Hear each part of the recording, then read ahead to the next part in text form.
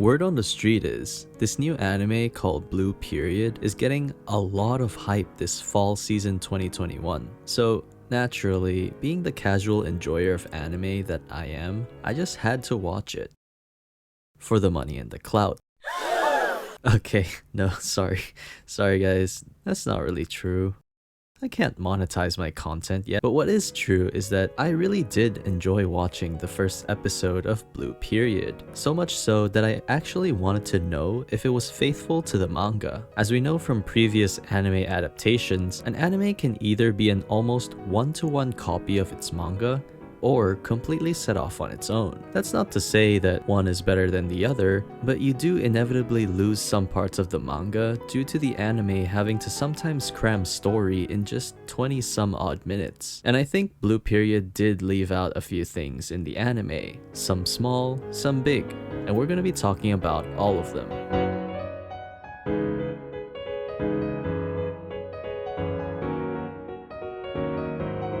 So in the anime, we start off with the boys watching the football match, which is followed by them eating ramen. This is when we see an interesting difference in execution. In the anime, Yatora gets up to change into a school uniform and notices a Picasso exhibition poster. He then proceeds to criticize Picasso, saying he doesn't get his work, and that he probably could do that too.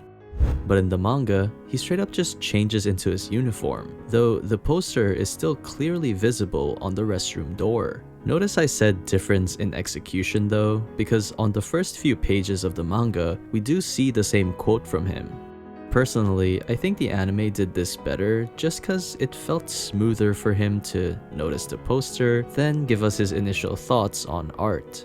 It really sets the story up better in my opinion. The next scene of the anime is when Yatora gets his midterm ranking. His friends call him a genius and he brushes it off as just hard work. And in the manga, this exact sequence is used as well, all but this part, where his friend Utashima accuses him of cheating. Yatora says he'd never cheat, but then backtracks a bit and mentions that he did ask the school's number 1 to teach him how to study. And I don't know if he's just your typical nerd, or he's trembling from Yatora's sheer hotness, but he kinda looks not daijobu. Aside from that, a couple more dialogues are cut from the manga, basically just setting Yatora up to be this super smart bad boy that every girl and guy has the hots for. Then, we get to the scene where the anime introduces Yuka. Now, this is actually kind of a big-ish change, because in the anime, Sumida is squatting on the ground and Yuka hurdles over him. But in the manga, the group, with Yatora at the front, is turning around the corner when Yuka rushes past them. Again, I think the anime did it better here, cause it's kinda weird for someone to be running like that on an empty hallway, looking like they came straight out of Devilman Crybaby. Anyway, what's even more important is the fact that the manga clearly mentions that Yuka is a crossdresser, which explains this panel right here.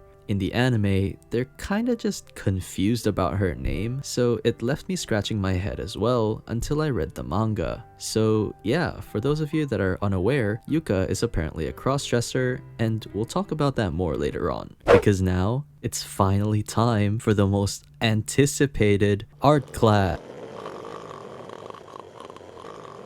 Alright, well, I guess that reaction is warranted because there weren't really a lot of changes made between the anime and the manga. Just some minor dialogue and monologue. I won't dwell on this part too much, so I'll just go through them real quick. In the manga, Yatora monologues about how art is an easy A, and since he's super smart, he just sleeps through the first half of the class and finishes his work in the second half, really trying to sell us the art isn't a career narrative. Then he gets home, studies, forgets his siggies, goes back to school, and is stopped dead in his tracks when he sees this painting. By the way, I thought this shit was drawn specifically for the anime, but I was completely blown away when I saw that it came straight off of the manga. Like, bro, are you sure you're not Michelangelo's reincarnate? Anyway, guess who homeboy runs into again? Yep, it's Yuka, who makes some pretty snarky remarks towards Yatora, who bites back even harder. This time, Yatora calls her Ryuji-kun. I'm assuming this is their real name, and see, both the anime and manga did this, but it made way more sense in the manga because they actually mentioned her as being a crossdresser. In the anime, calling her Ryuji-kun without any previous context just felt weird, and I honestly didn't get it the first time. But then again, maybe it was also because I was watching on my completely legal and very legitimate streaming platform that I 100% paid for with my totally real YouTube revenue. So I guess the subs might have been a bit off. Yes, Sumida, is your girlfriend have big tits? What was I talking about again?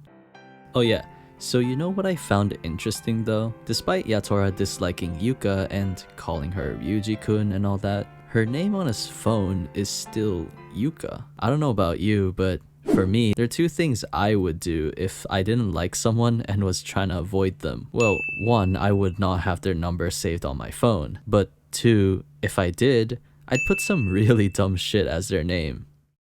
Case in point. Also, another thing I wanted to point out was that in the anime, Yatora looked like he willingly decided to help out in the art room. But actually, there were a few scenes that were left out from the manga. In here, Yatora actually seemed reluctant to help. It was only because his senpai asked him if he was going to.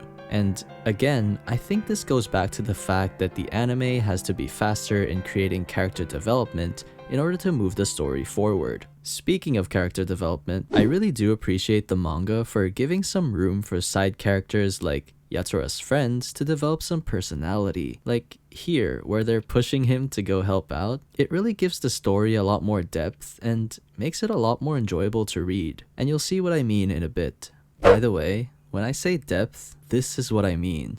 This is one of the points I made during my research for this video. You can definitely see the level of detail that the manga goes into compared to the anime, specifically in this part of the story. To quickly run down through it, the anime's progression through this scene is simple. Senpai and Yuka talk about which university they're going to, Yatora gets interested, teacher is impressed by Yatora's work and asks him to do it again. Yatora declines and says he's unsure, and then end of scene. But in the manga, when Senpai and Yuka are talking about universities, they actually give a very detailed rundown of all the possible art universities, as well as what they specialize in. And yeah, you read that right. They also talk about the different forms of art they assess with. I know because it's manga, and you definitely cannot do this in anime, but that's exactly my point. Sometimes you lose some of the world building and immersive experience that the manga can offer. Hell, the teacher even gives you a quick WikiHow tutorial on complementary colors. Really shows how passionate the mangaka Tsubasa Yamaguchi is about art. But anyway, Yatora still ends up being unsure and goes home. Back at home, some character development for Yatora's parents is cut from the manga, but nothing too important. This, however, for me, is pretty important. When Yatora was drawing during history class, Utashima accidentally spots him. He then proceeds to tell the others about this, and